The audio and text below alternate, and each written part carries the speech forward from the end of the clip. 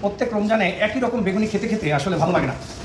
তাই আজকে বাসাবাড়ি যে আপুরা বা ভাবিরা, যে আন্টিরা ইফতারি রেডি করে, তাদের জন্য একটা বেগুনি রেসিপি নিয়ে এসেছি। অত্যন্ত মজাদার, আর এটা সবাই পছন্দ করবে। আপনি যদি বানিয়ে দেন, খাওয়ার সময় আসলে চিন্তা করবে এটা কি বাইরে থেকে কিনে আনছে নাকি নিজে বানিয়েছে। তো তার জন্য ফার্স্টে বেগুনটাকে আমি রেডি করে নেবো। বেগুন কেটে রাখলে অনেক সময় কালো হয়ে যায়, হ্যাঁ, দেখতে ভালো লাগে না। আর এভাবে ঠান্ডার বেগুনটা কেটে ঠান্ডার মধ্যে রেখে দিলে বেগুনটা একদম কালারটা চকচক করবে, একটু লবণ লবণ লাগে।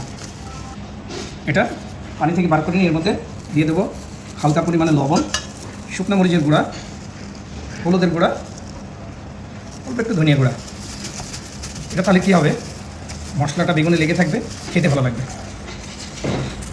আর আমার মনে হয় যে এইভাবে বেগুনি আপনারা কখনোই খান নাই, তো আমি একটু বানিয়ে দেখাই। এটা এখন আমি কোট করব কি দিয়ে, রেড ক্রাইম দিয়ে এটা কোট করব। এখানে বেসন বানিয়ে নিয়েছি। আসলে যেভাবে আপনারা বেগুনি বানান আমি একটু সেখান থেকে একটু ডিফারেন্স করে দেখালাম।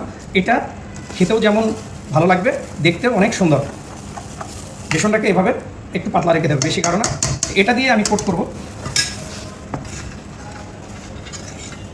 যে বেগুনের মধ্যে মশলা লাগিয়েছি, এই যে এভাবে ফার্স্টে বেসন দিয়ে নেব, পরে রেড যে ব্রেড ক্রাম আছে তার মধ্যে দিয়ে দেবো।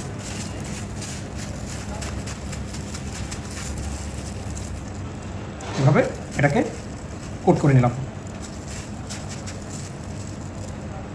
তো আমি একে একে সবগুলোকে এইভাবে কোট করে নেব।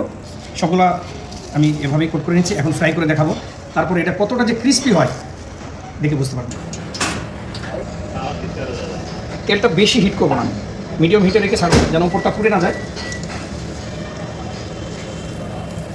অনেক সময় হয় কি, ফ্রাই করার কাছে ডিপেন্ড করে যে আসলে কতটুকু ক্রিস্পি হবে নাকি কাঁচা থাকবে।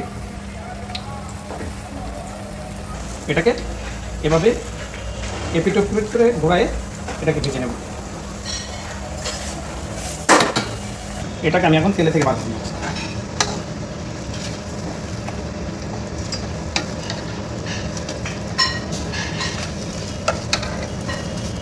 কালারটা আর আওয়াজটা দেখলে বোঝা যায় যে কতটা ক্রিস্পি হয়েছে।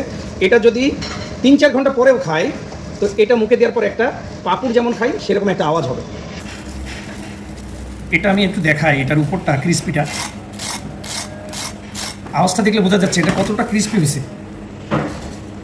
তো এটা দেখতে যেমন ডিফারেন্স, এটা খেতেও কিন্তু অনেক সুস্বাদু। আমার চ্যানেলে নতুন হয়ে থাকলে অবশ্যই চ্যানেলটা সাবস্ক্রাইব করবেন এবং এটা বানিয়ে খাওয়ার পরে আমাকে কমেন্টস করে জানাবেন যে আসলে কেমন লেগেছে। Thank you.